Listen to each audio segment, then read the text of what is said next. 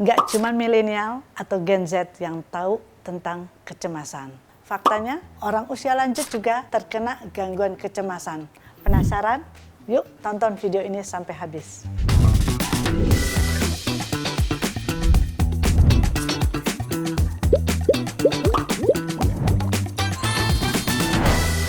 Halo, saya dengan Cutmira Salma Ubid, spesialis kedokteran jiwa yang praktek di Siloam Hospital TB Simatupang. Pada hari ini kita akan membahas mengenai gangguan kecemasan.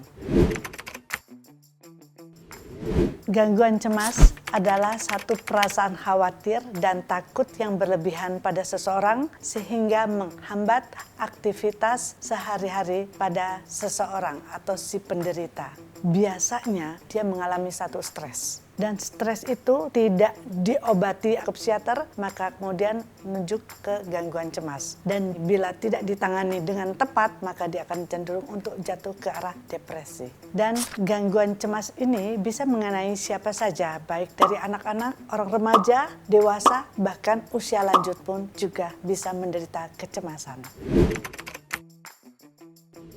Gangguan kecemasan pada usia lanjut itu banyak mengenai satu, gangguan cemas menyeluruh atau kita sebut dengan GAD, General Anxiety Disorder, di mana kondisi fisik dan psikologisnya terkena. Hal-hal inilah yang membuat pasien pergi ke tempat profesional yang sesuai dengan keluhan fisiknya, bukan cemasnya. Tanda-tandanya ini biasanya adalah debaran jantung cepat, kemudian tensi darah meningkat, kemudian tegang dan keringat dingin, ini yang terjadi untuk kondisi fisiknya.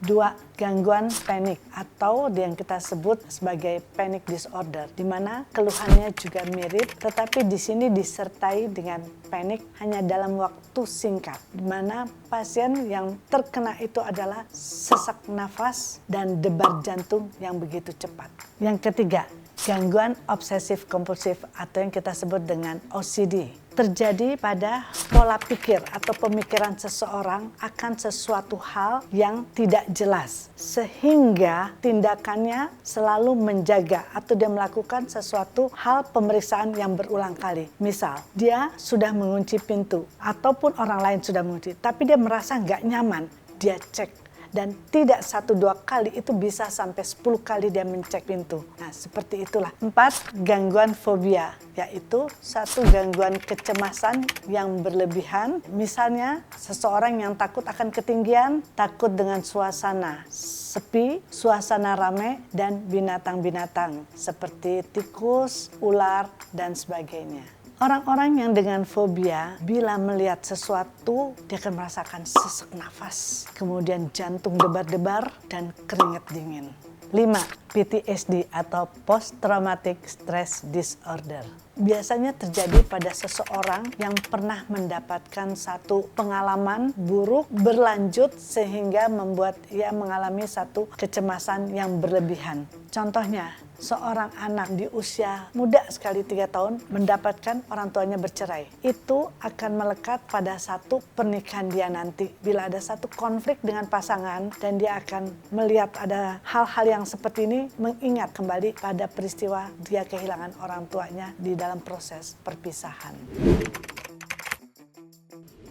Gangguan cemas tidak boleh disepelekan atau diremehkan karena gangguan cemas pada usia lanjut ini akan berdampak panjang, bisa mengenai fisik dan psikologis. 1.